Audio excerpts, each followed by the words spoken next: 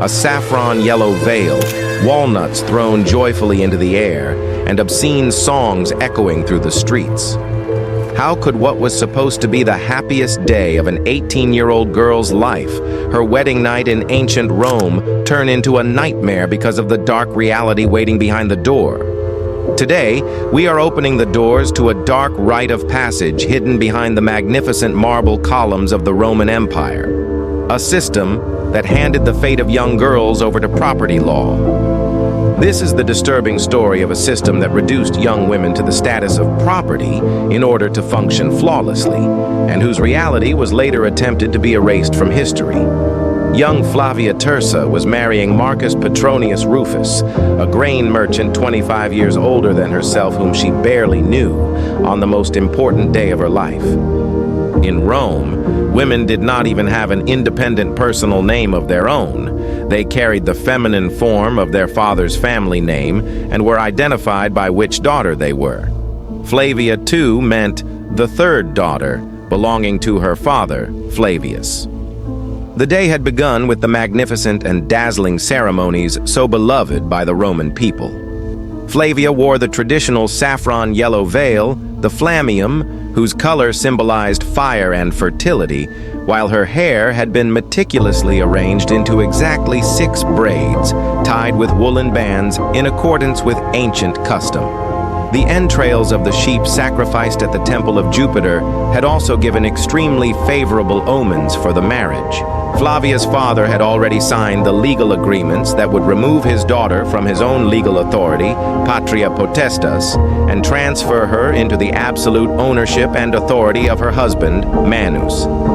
Aristocratic and conservative families were extremely insistent on preserving these ancient traditions of property transfer, which guaranteed the security of the family line and succession, paternitas. During the ceremony, Flavia whispered the famous legal vow of submission, Ubi Tu Gaius, ego Gaia, meaning, where you are, Gaius, there I am Gaia. But these words were not about love. They represented the complete surrender of the woman's own identity to her husband. As the wedding procession passed through the streets by torchlight, the crowd sang the Fescennine songs, which traditionally contained extremely crude and obscene details. These insulting and mocking verses were an ancient protective ritual intended to ward off the evil eye and prevent the jealousy of the gods. Flavia's cheeks burned beneath her veil as she heard the words, while her mother embraced her for the last time and whispered that the songs were merely a symbolic custom intended to drive away evil spirits. But the tears in her mother's eyes and the final icy sentence she whispered before letting her go pierced Flavia's heart like a nail. Do not resist, my daughter. Resisting will only make everything harder. When they reached the groom's house, the walnuts thrown from the crowd felt less like a blessing of fertility and more like a sorrowful mockery. Marcus lifted Flavia into his arms and carried her across the threshold of the house to prevent bad luck. This seemingly romantic gesture was actually a physical demonstration of the transfer of property into its owner's house, regardless of her consent. With the heavy sound of the door closing behind her, the noise of the crowd outside was cut off like a knife, and Flavia found herself in the eerie silence of the atrium. To the Romans, what was happening was not an act of brutality, but a flawless commercial transaction. Just like inspecting the boundaries of a seaside villa that had been sold, or counting the cargo of a merchant ship, Roman law was clear. Property without feelings had to be verified inch by inch in the presence of witnesses so that it could not become the subject of a legal dispute and so that the legitimacy of the bloodline could be secured. Inside the house, an elderly pronuba assigned to supervise the entire process was waiting, along with a priest, enslaved women holding basins for washing, and a physician or female midwife, an obstetrix, standing in the corner with a medical kit. But the most terrifying presence in the room was a 120-centimeter wooden structure hidden beneath a heavy cloth in the corner. The pronuba gripped Flavia tightly and led her toward the corner.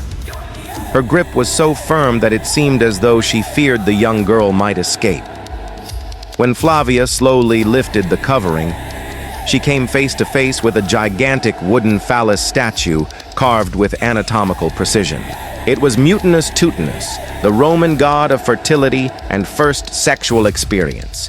According to tradition, before a bride could unite with her husband, she was required to sit upon the statue in sedere and receive the god's blessing as a compulsory legal and religious duty. The practical purpose of this ritual was to break the psychological resistance, privacy, and sense of authority of a young and inexperienced girl before sexual intercourse, preparing her for absolute obedience.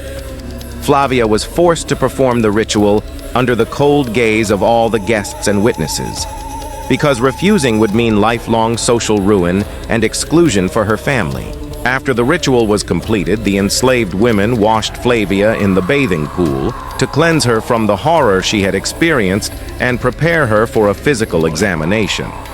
Immediately afterward, in accordance with the moral laws and property guarantees of the period, an examination of the bride's genitals and a virginity inspection were carried out.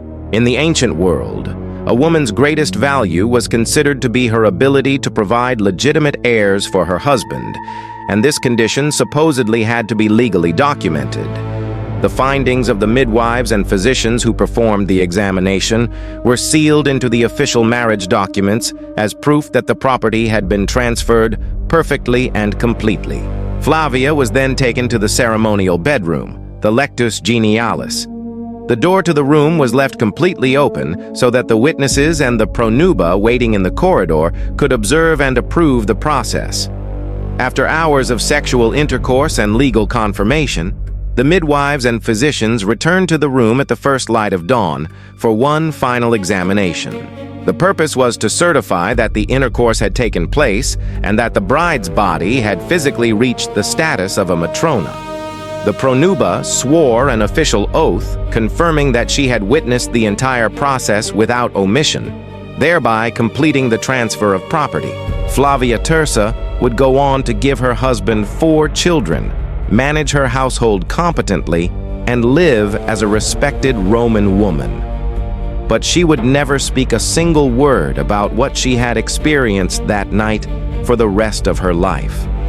This silence was not merely a personal decision in the ancient Roman world, but an unwritten and universal agreement of silence shared by all women. Centuries later, with the rise of Christianity, church fathers such as Augustine and Lactantius fiercely condemned these rituals in their writings. Temples were destroyed, statues were broken, and attempts were made to erase this dark past from the pages of history. But here, a historical question arises. Were these accounts truly evidence of a systemic darkness hidden at the heart of Rome? Or were they exaggerated by Christian writers as propaganda intended to demonize the pagan past?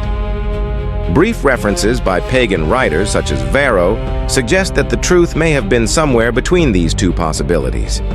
Whatever the reason, Flavia's silent story continues to force us to question, even today, which disturbing truths history has covered up in order to preserve the illusion of order. To bring this dark page of history to light and break the silence, don't forget to like the video and share your thoughts in the comments.